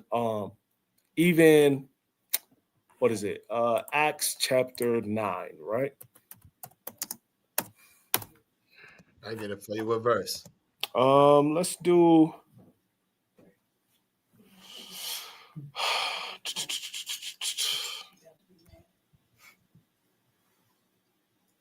8 and 9. All right. I did the book of Acts, chapter 9 and verse 8. And Saul arose from the earth, and when his eyes were open, he saw no man, but they led him by the hand and brought him into Damascus. And he was 3 days without sight, and neither did he eat nor drink. See that? You know what I'm saying? That this is Paul. We all know that this is Paul. That Saul is Paul, right? But look at how he got done. He got blinded for 3 days. For 3 days. God. You know what I'm saying? Like I said, we have no control in this fight. You know what I'm saying? We have no control in this battle. The Most High can blind you. The Most High can take away your speech, can take away your hearing. You know what I'm saying? He was blinded for 3 days. The Most High could have let him be blind permanently. God. You know what I'm saying? But let me show you a little bit of my power real fast. You're going to be blind for 3 days, and then I need you to do some work. You know what I'm saying? God. Like I said, this is just not a fight we can win. God. You know what I'm saying? What's the movie State Property? Get down or lay down. God. You Straight up. know what I'm saying? If you don't get down with the Most High, you're going to lay down some form of fashion. God. You know what I'm saying? Some form of fashion. You're going to Hey, lay down. Give me Deuteronomy 28 real quick and give me verse 15. Copy. Verse 15 and 16. And I'm gonna share my screen with this video. Okay. Deuteronomy chapter 28, verse 15. But it shall come to pass, if thou wilt not hearken unto the voice of the Lord thy God, to observe to do all his commandments and his statutes which I command thee this day, that all these curses shall come upon thee and overtake thee. Cursed shalt thou be in the city, and cursed shalt thou be in the field. All right, so let me share my screen real quick. Right, I'm going to show this video. Right, so this is part of the curse that's in the city. Right, so this we have to understand. What we just read in Deuteronomy 28 in verse 15, it said if we don't keep these commandments and these laws, he was going to put a curse. So guess what? When you in LA, right? This is what's happening in LA right now. And a lot of our people is homeless out there. That's the Black and Latino people out there, the so-called Black and Latino out there, right? So let's watch what's going on right here. I ain't gonna play the whole thing. I want to show a little skits of it, right? Because this is what happens. Not saying that their circumstances, like they could have had a good job and all that, it was et cetera, but understand God's curse is the curse. If you don't keep the commandments, he's going to make your city look bad. So, and you being in that city looking bad, you become homeless. So, cursed thou shalt be in the city, it also is a representation of being homeless, right? So, let me go ahead. Homeless count is in, and LA leaders say the numbers here are tragic. The homeless population in the county is up 13% from last year, as the city of LA saw a 14% jump. NBC4's John Kattis Klimek has been covering Southern California's streets of shame and exposes where the mistakes have been made. The homeless count may represent a single. Look at that. Look at it. They tabernacle now. It ain't even tabernacle time, but they outside tabernacle. Like, you know why? Because our people don't want to listen to God. They out there on a hard concrete, sleeping outside, making a bridge their home like they're trolls. See, that's again that the Most High can make you from a king to a troll, from a troll to death, to sickness to death. Like this man don't play no games, but we stood around, continue to play with him like if there's no God. We want to go around, look at white Jesus, and then we want to go around and say God is not real. And then we wonder why life is beating us up like this. Moment in time for the population on LA's streets of shame, but the increase year to year has many questions. And guess what? You're looking for help and peace, and the government don't even care about you. He got y'all all outside. Don't even care one thing about y'all. And y'all, because y'all, you know why? If you don't care, the Most High don't care about you. Why it keeps rising. No surprise at all. All our people in line. All our people, right? Not saying we ain't gonna see no Edomites here, but guess what? Majority is all our people trying to get in, trying to find a place to stay. Why? Because all these people don't want to keep the commandments. And God made it plain upon tables. If you don't keep my commandments, I'm going to do this to you. And we think he's playing games. These people got hit so hard that they got stars over their head. That's that delusion spirit that he hit you on. He punched you with that delusional punch. And now you walking around, don't even realize what's going on. You don't even know how you got here. What got you to this place? You asked one of them brothers or sisters, what do you think how this made you homeless? How did you become homeless? Right? You know what they're going to say? Man, life is hard. I ain't have enough money. And then, my family, they ain't love me no more. No. You didn't keep the commandments of God. You wanted to do what you wanted to do. That's why. But you can change that. See, God also give us a way to change. We don't have to be in these conditions no matter if we are in a captivity. We don't have to be like that. That's what he said in Jeremiah 29. that you can build your homes, you can get your wives, and you can go ahead and plant your gardens. You can do whatever you want. You can make your money in the time of your captivity. But since we love captivity so much, we don't believe we are in captivity. And this is what happens. These are examples. We have to understand. Our people needed to see an example because God is always making examples out of us. And these are the examples. These people right here that don't keep commandments. So that's what their life is like. So if you want to live like that, continue to break the commandments. If you want to stay thick like that, continue to keep breaking the commandments. Continue on with it. But we are challenged Let me anew. fast forward a little bit of this. So that is true. And NBC4 is committed to covering the homeless crisis with our Streets of Shame series. So if you have a story, I'm going to finish that portion out, right? Let me give you got any more things because I got a couple more. If you got a couple more things, No, I'm good. I'm good. Okay. All right. So let me show now. Let me get this point right here. Right. Let me get this right. Let me get Proverbs 24:17 real quick. Bring that up on your screen if you don't mind. You want me to take this one down? Yeah. Let me close this one out. Yep. Yeah. Bring Proverbs 24:17 in. Yep. All right. Book of Proverbs, chapter 20. Oh, whoops. Chapter 24 and verse 17. Rejoice not when thine enemy falleth, and let not thine heart be glad when he stumbleth. I'm going somewhere with that, right? So I'm going to show you something right here, right? I'm going to share my screen right real.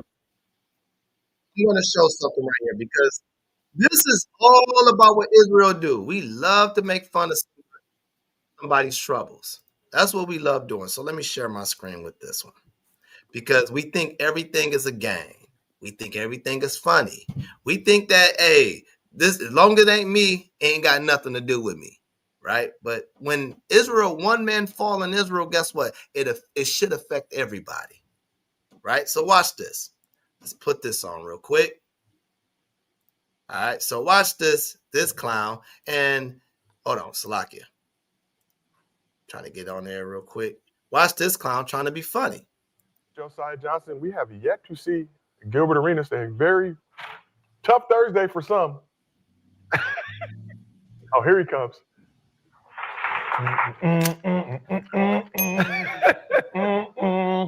With the, hey, how y'all doing, baby? What's up, big dog? Info. Inform. Oh, let's say inform. Inform? No. This is lunch. Inform. If people don't know what's going on right now, it's an NBA scandal. And you know they like to make Israel the face of the scandal. And they already saying this, the mafia is behind it, but they don't talk about the mafia. They're only talking about the black people. That's the sports, the sports people in there. Chauncey Billups, what's the other brother? Damian Jones and Terry Rozier, and so on, right? So they're making these rumors about what's going on that they did some gambling in the NBA, right? So real talk, why I'm bringing him out is because the reason why he has the informant bag, if you knew what was going on a while ago, he was in the same kind of predicament about the gambling with mafia things, right? So now he gets out and he's free, and rumors saying that he may be the reason why he got out, and why Chauncey Billups and all these other players are in jeopardy of going to jail or whatever. So these things allegedly had happened, right?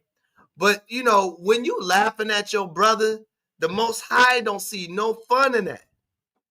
When you thinking it's funny, the Most High would turn that laughter and put it upon you. You don't laugh at what your brother is going through when it becomes evil. Rather, they put it on themselves. Right now, the Most High fighting. But when you think it's funny and the Most High don't think it's funny because you're laughing at your neighbor, the Most High will turn that thing on you. So we always want to be laughing and thinking everything is a game because it ain't got nothing to do with us. Wait till he punch you in your eye and tell me how your eye gonna look after you get done with them. So let me finish playing this a little bit. Just got back.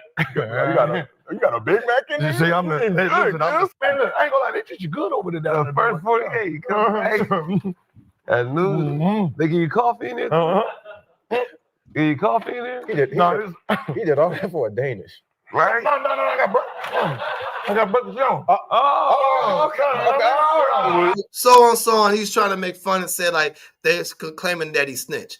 He probably did, but I'm not the one. I'm not in that business. But I can say that, hey, we got to understand that these nations are trying to make a mockery of us, make it seem like everything is our fault. And these are the biggest people that stole a whole entire earth and changed names and hide behind it and said we're guilty for everything. This is why the Bible says, give me Obadiah 12. I mean 1 verse 12. I mean just verse 12, because it ain't no chapter or anything. Give me Obadiah verse 12 real quick. You know what? Hold on. Before you do that, let me play this other video. I'm going to play this other video real quick because this is why Obadiah 12 has to come out. Let me play this real quick. Now, this doggone devil right here. And this is what happens. We shouldn't make covenants with these people, right? This is another downfall while we get punched in the eye, right? So let me play this video. Watch this video. And check out this cute video that the OKC Zoo just posted. Okay, you have to see this. This is Finn. We're about to show. Oh my goodness, take a look at him. He's a resident of the Oklahoma City Zoo. And this week, the zoo's ape caretaker took over their Instagram, and we are all loving that they did. And as you can see, Finn was fascinated. Definitely ready for his close-up there. Kind of looks like you when you take a picture. It kind of does. I don't think y'all heard that. Let me play it, rewind a little bit more back. What did she just say? Kind of looks like you when you take a picture. Kind of looks like you on live TV. These people don't give a damn about you, man. And guess what he said? Yeah, kind of do look like me. Cool. Yeah, old coon. Cool. And you're laughing, stop, and she's laughing. She threw a jab at you. The Most High threw a quick little jab at you just to show you how much you make a covenant with these nations. But then guess what? Also, since the Most High hate them so much, this is what he had to do to them. Let me play this. He does, actually, yeah. Very close to the camera. Now look at you. I'm here this morning because I want to apologize. No. Oh my God. Always ready to cry and say I'm sorry. But brother, don't look. You look at his face. He's willing and ready to forgive her. Me to my coworker, Jason, but to our entire community. I said something yesterday that was inconsiderate, it was inappropriate, and I hurt people. And I want you to know, I understand how much I hurt you out there and how much I hurt you. I love you so much, and you have been one of my best friends for the past year and a half, and I would never do anything on purpose to hurt you. And I love our community. No, you don't. And I want you all to know, from the bottom of my heart, I apologize for what I said. I know it was wrong, and I am so sorry. Well, Alex, thank you very much, and I do accept your apology. Told you, I don't want to hear no more. You know he was going to do it, right? Yeah. Yep. One more video and this is it for me right here. Watch this doggone devil. See, and this is a little bit more respectful, but that's why Obadiah 12 has to come out, right? But it's respectful because we know who they are, and they're not afraid to admit. Some of them are not afraid to admit. So watch this devil. Out of interest? Yes. You would? I do quite frequently. You use the M word quite frequently. Well, why? Other than the fact you're a despicable racist. Are you? Some would say I am. I guess according to the ADL, I'm a white supremacist. I'm a neo-Nazi. Yeah, well, if you use the M word repeatedly, you are a racist, then, are you?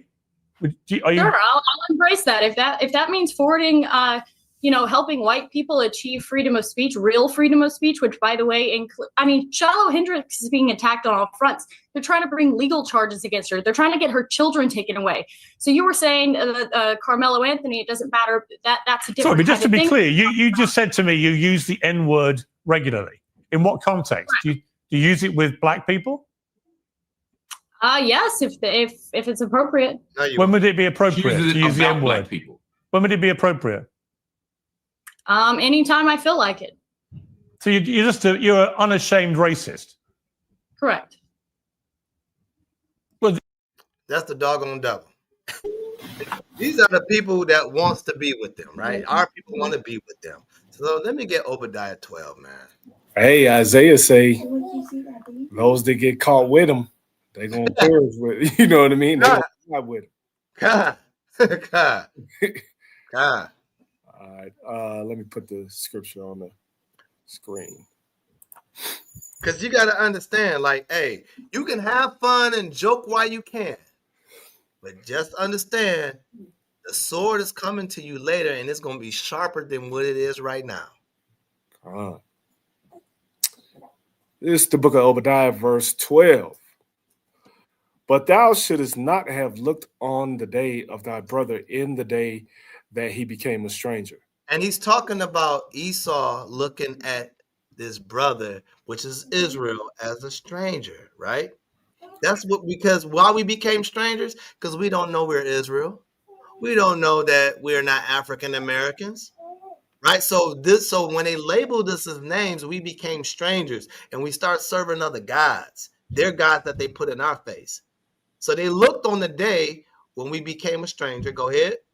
Neither shouldest thou have rejoiced over the children of Judah in the day of their destruction. When y'all hung us, when y'all took our children away, when you took our money away and killed our animals, when you named us and called us niggas and you laughed at us and rejoiced over us and said, we can call y'all niggas, but y'all can't call us nothing else. Because if y'all say anything, then you guys are a hate monger. So we could say however we want to say, but you can't. But they rejoice over that thing, right? Because they know the power is in their hand for right now, because the Most High allowed them to have this power. It's because he allowed them. Because you know why? He's whooping on us. He's whooping on us because you love them so much, then he has to use them to whoop on us. I'm gonna use the people you love so much, and it will be the worst one that's gonna beat you in your head. And we love to be beat by them, so we can say, I'm sorry, I'll forgive you for what you have done. Go ahead. Neither shouldest thou have spoken proudly in the day of distress. And that's what they do, thinking that, hey, we run over you, we're better than you, you are ugly. One more, give me Deuteronomy 7 real quick, and verse 2. Book of Deuteronomy chapter 7, verse 2. And when the Lord thy God shall deliver them before thee, thou shalt smite them and utterly destroy them. Thou shalt make no covenant with them, nor show mercy unto them. You should not make no covenant with them. You should not make no deals with them. You should not allow them to say what they want to say to you. Because when you allow them to say what they want to say to you, rather if it's in a workplace, you have made a covenant with them. You have made that covenant to say, I forgive you, and you can call me anything because you're crying right in front of my face. But you don't want to make a covenant with your brother. When your brother says some things, you're ready to ball up your fists and ready to fight him. It don't even make sense. So guess what? The Most High going to use these other nations because he told you that you don't make a covenant with them, but you want to be friends with them. So God uses them to beat you up. They will beat you up with words and beat you up with the gun. They will beat you up with the police forces. They will beat you up with their religion. They will beat you up and take your children away from you. That's how God uses them to whoop on your head. You thinking that it's all gravy because these people did something in the past, and then and now they are allowing us to live in their neighborhood. It never been their neighborhood. They stole everything and changed everything. And now they're coming into your neighborhood and changing everything in your neighborhood and trying to kick you out. And then we still want to dap up with them. You know why? Because you're so confused that the Most High uses them to destroy you and beat your head in. So since you got kicked in the head for so long, you don't even know where you at. You think white people are the same as us. So now we are all the same. Because you've been stuck so hard that your mind believes that we are all one people. And that's your loss. Give me verse 3 real quick. Verse 3, neither shalt thou make marriages with them. Thy daughter thou shalt not give unto his son, nor his daughter shalt thou take unto thy son. Now, since the women don't want us, then we're going to go to them. And we want better credit. We know our credit jacked up, so we're going to make marriages with them. And so when you make marriages with them, then the Most High going to put them as leaders over you. See, it's funny that a black man want a black woman, and try to rule over her with rigorous ways. But when he get with a white woman, he want to be real low and humble. He want to be tagged around, dragged around, whatever she say, it goes. But when the sister come, you want to say she's a loudmouth, I don't even want to talk to her because I'm trying to control her. But when he's with a white woman, he wants to be controlled. How do that work? You know, that's crazy, Yak, because a lot of brothers or sisters that get with these Edomites don't even really realize that their family probably truly don't even like them. You know what I'm saying? Like I said, sometimes you in the ring with the Most High and you don't even know you in the ring. You know what I mean? Because like you said, the Most High can use whoever, right? So you could be married to this Edomite and not even comprehend that you're in a fight. You probably don't know she has arguments with her family about you. You know what you know what I'm saying? Like you're not even privy to a lot of stuff that really goes on behind the scenes because you don't even know you in a fight. God. You know what I'm saying? So yeah, it's a cold shot. You know what I mean? God, give me the last verse in 4. Verse 4? Yeah. For they will turn away thy son from following me. They may serve other gods. So will the anger of the Lord be kindled against you and destroy thee suddenly. And when he punch you so hard in your temple, you think that all the feast days that they do is worth all about God. You think Christmas is like on Jesus' birthday. You think that you should be celebrating Easter instead of Passover because you see it in the book of Acts, it says Easter. So you want to agree with that. Like, oh, it says Easter in the Bible, so we supposed to do it. That's the resurrection day. But let's talk about Passover. You know what I'm saying? So we supposed to be doing Passover. That's why the Most High said he will destroy us and we will serve other gods. Why? Because he destroyed your mind. He hit you so hard that you're so destroyed that you don't even know who you are, what God you're serving, who you're supposed to be loving, and who you're supposed to be hating. That's destroyed. And I land there. That's all I had. You know what I mean? I think Lord's will, everybody gets the point. You know what I mean? Hopefully y'all was all edified. You know, like I said, it's just a fight that you don't want. It's a fight you don't want. And it's a fight you can't win. You know, but all praises that me and Micah Allah could come together, do this class for y'all on this young Shabbat. You know, like I said, hopefully y'all was edified. And I'm cool right there, you know what I'm saying? I'll say shalom to all of Israel. Happy Sabbath. All praise to the Most High. Also reach us at 313-484-0829 or email us at loidetroit12@gmail.com. And you can visit thelionsofisrael.com for donations, Cash App, $ LOI Detroit. Definitely was a pleasure working with you on this, brother. You know what I'm saying? The Most High brought us together, man, and we built right on it. So, hey, we just hope everyone was edified. And, hey, it's all about, no matter what, if it's the truth, it's all about edification. So, you know, this the Most High will. We let it be done, and we stay away from it and let him take over. So, other than that, hey, I love everybody in Israel. Brother, much love. Shout out for Priest tomorrow. He got a class tomorrow, so take a look at that. Then Monday coming, just for the in-house class. Sometimes I can make it, sometimes I can't. That's Brother Karab. Elder Karab brings out a class. Then going back to Thursday, Brother Micah Allah, where we see right now, he has a class. And then we rotated back to Friday, me and the Brother Debat. And shout out to that brother for taking the time out and let us get together. And all the brothers from Detroit represent y'all all the way to the fullest. And everybody from LOI period, we represent to the fullest. So shalom, everybody. Shalom. Shalom.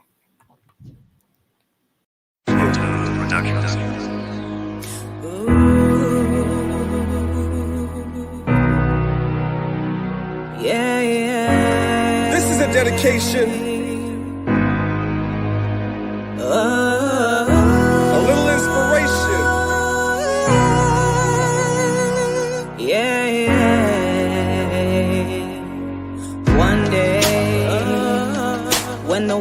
is won.